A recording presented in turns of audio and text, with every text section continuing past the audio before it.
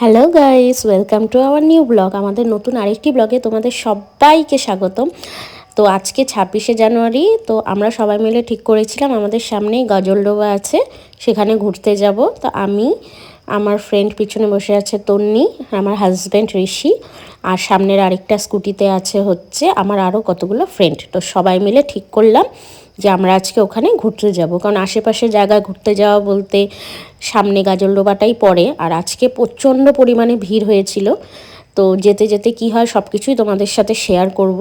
তোমরা রাস্তাটা খালি দেখো, খুব সুন্দর। তো মালবাজার থেকে গাজলডোবা যাওয়ার এই রাস্তাগুলো, সিনগুলো আমি নিয়ে নিলাম। তো বাড়ির থেকে তখন বেরিয়ে গেছিলাম, তখন 2:30 পৌনে 3টার মতন বাজে। সূর্যটা দেখো কি সুন্দর লাগছে, আর চারিদিকে চাপাতি বাগান। আর হচ্ছে সামনেই দেখতে পাবে একটি রাস্তা আসবে, সেখানে হচ্ছে ফরেস্ট আছে। তো এই রাস্তাটা না একটু সন্ধ্যা হলে পরে একটু মানে ভয়ানকই হয়ে যায়, কারণ এখানে হচ্ছে তোমার হাতি, বাঘ এসব বেরোয়।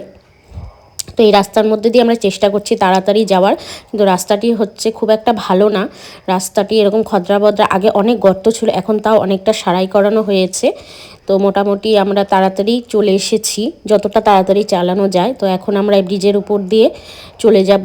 ব্রিজের ওই পাশে হচ্ছে একটি বাজার বসে, সবসময়ই বসে, যেটা হচ্ছে চিংড়ির পকোড়া, হেলেঞ্চার পকোড়া, এইসব ফাস্টফুড খাওয়ার জন্য প্রচণ্ড পরিমাণে বিখ্যাত।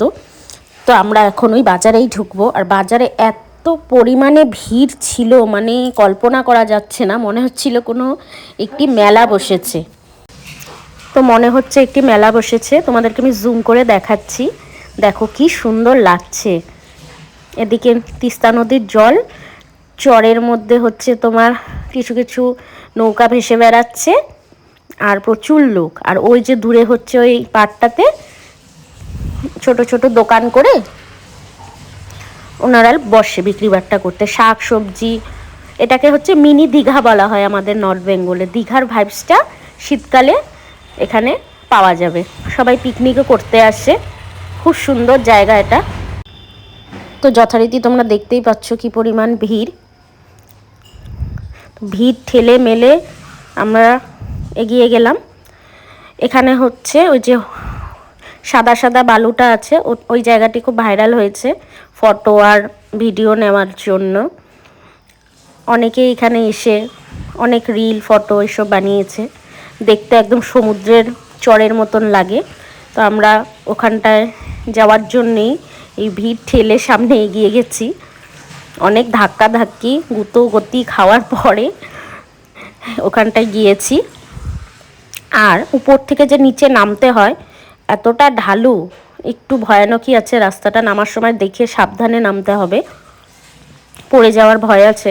একবার পড়ে গেলে একদম গড়িয়ে গড়িয়ে নিচে। তো কোনো মতে গাছপালা এসব ধরে ঠরে নিচে নামলাম, কারণ আর কিছুক্ষণের মধ্যেই সূর্য অস্ত চলে যাবে। তারপরে অন্ধকার হয়ে গেলে আর ফটো তোলা যাবে না। আর বাড়ি ফেরারও একটা টেনশন আছে, কারণ রাস্তাটি তোমার হচ্ছে একটু ভয়ই, হাতি হাতি এসব বেরোয়, সেসবের জন্য আর কি আমরা টেনশনেই ছিলাম যে তাড়াতাড়ি ফটোশ্যুট করে খাওয়া দাওয়া করতে হবে, খাওয়া দাওয়া করে আমাদের আবার বাড়ি ফিরতে হবে। তো যথারীতি আমরা আস্তে আস্তে দেখো নিচে নেমে যাচ্ছি। আর এখানেও প্রচণ্ড পরিমাণে ভিড়। ফটো ভিডিও যে বানাবো, একটা ফাঁকা একটা নীরব জায়গা পছন্দ যে করব, সেটার উপায় নেই। সেজন্য আমরা হেঁটে হেঁটে একটু দূরে গিয়েই ফটো বানিয়েছিলাম। আর জায়গাটি কত পরিমাণে সুন্দর দেখো, আমরা প্রচণ্ড এক্সাইটেড হয়ে গেছিলাম। তো আগে চারিদিকটা ঘুরে সম্পূর্ণ দেখলাম। দেখে একটি জায়গা ফাঁকা পাওয়া গেছে পিছনের দিকে, অনেকটা হেঁটে পিছনে যেতে হয়েছে। সেখানে গিয়ে আমি, বুনু, তন্নি, ঋষি আমরা সবাই মিলে ফটো তুলে নিলাম আগে, যেটা মাস্ট। আর রিল বানিয়ে নিয়েছি প্রচুর পরিমাণে। আর দেখো তোমাদেরকে ঘুরে দেখিয়ে দিচ্ছি চারিদিকটা কি সুন্দর লাগছে দেখতে। আর এদিকে সূর্য অস্ত যাচ্ছে, আর এই সাদা বালিগুলো। আর এখানেই না হাতির পায়ের ছাপও আমরা দেখতে পেয়েছি, তোমাদেরকে দেখালাম। এই দেখো, এই বড়টা হচ্ছে হাতির পায়ের ছাপ। হাতিরা এখানে আসে জল খেতে। তারপর একটু আশেপাশে ভালো মতো ঘোরাফেরা করলাম। নৌকা পার হেড 100 টাকা করে যাচ্ছিল। সেদিনকার হচ্ছে নৌকার রেটটা একটু বেশি বেড়ে গেছে, যেহেতু ভিড় হয়েছিল প্রচুর। তো নৌকার সামনে দাঁড়িয়েও ফটোগ্রাফি করে নিলাম। আর সাইরেন বেজে গেছিলো, জল ছাড়া হয়ে গেছিলো, সেজন্য আর ভয়ের চোটে নৌকাতে ওঠা হয়নি। তারপরে আমরা সবাই উপরের দিকে উঠে গেলাম। এখন ফটো ভিডিও সব হয়ে গিয়েছে। তো সামনে হচ্ছে বাজার, দেখে মিষ্টি কুমড়া ফুল পেয়ে গিয়েছিলাম। অনেক খোঁজার পরেও এটা পাওয়া যায় না আমাদের এদিকে। তো ঋষি আবার মিষ্টি কুমড়া ফুল নিয়ে নিল, যেহেতু আমি খেতে প্রচণ্ড পরিমাণে ভালোবাসি মিষ্টি কুমড়া ফুলের বড়া, সেজন্য কিছু মিষ্টি কুমড়া ফুল নিয়ে নিলাম। আর নিয়ে নিলাম ওলকপি, যেটা ও খেতে খুব ভালোবাসে। সেগুলো নিয়ে এখন আমাদের মেন যেটা জিনিস ভাইরাল, চিংড়ি মাছের পকোড়া খেতে যাব। বহু বছর আগেও আমি এখানে এসেছি, তখন এসব দোকান ভিড়ভাট্টা এসব কিচ্ছু ছিল না। 2014-15 সনে যখন এসেছিলাম, অন্ধকারের মধ্যে 2 কি 3টে দোকান ছিল, তখন আরও বেশি ভালো লাগতো। এখন এত বেশি ওভারক্রাউডেড হয়ে গিয়েছে যে শান্তিটা ওরকমভাবে আর খুঁজে পাওয়া যায় না। সবাই এখানে আসে। তো আমরা চা অর্ডার দিয়ে নিলাম, চিংড়ির পকোড়া অর্ডার দিয়ে নিলাম, সবাই যে যেটা খাবে অর্ডার, এগ রোল, মোমো, ওগুলো সব অর্ডার দিয়ে দিল। তো চিংড়ির পকোড়াটা সেদিন একটু বেশি ডিপ ফ্রাই করে ফেলেছিল। এমনি খেতে এটা বেশ ভালোই বানায়। এখন 20 টাকা করে হয়ে গেছে পার পকোড়া। আমরা যখন খেয়েছিলাম প্রথম, তখন হচ্ছে 10 টাকার মতনই ছিল। যাই হোক, সময়ের সাথে সাথে সব কিছুরই দাম বাড়ে। তো চা, চিংড়ি পকোড়া, সামনের ভিউ দেখতে দেখতে আমরা ভালোই এনজয় করলাম। করে বাজারগুলো যে করেছিলাম সেগুলো সব ভালো করে নিয়ে এখন আমরা খালি চা চিংড়ি পকোড়া যেহেতু খেয়েছি, তো তন্নি আমরা মিলে ডিসাইড করলাম সামনে একটি দোকান আছে, সেখানে গিয়ে কিছু ভারী কিছু খাওয়া যাক।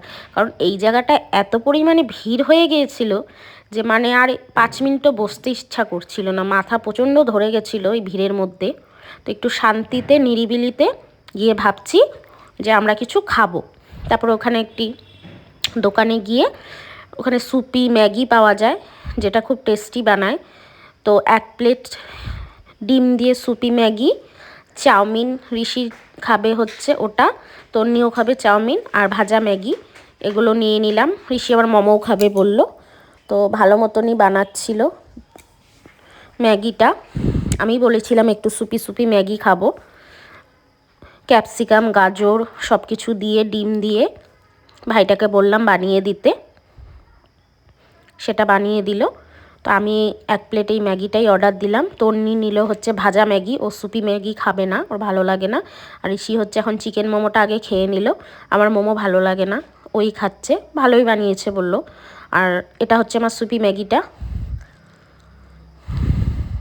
খুব ভালো বানিয়েছিল, এটা খেয়ে একদম পেট ভরে গেছিলো, এতগুলো করে দিয়েছিল।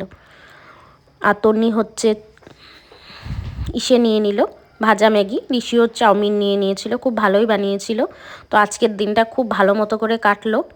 তোমরা যদি এদিকে কখনো আসো, বাইরের লোকেরা বিশেষ করে, তো এই জায়গাটি এসে ঘুরে যেতে পারো। আর নর্থ বেঙ্গলের লোকরা তো নতুন করে আর বলার কিছু নেই, সবাই এই জায়গাটি চেনে।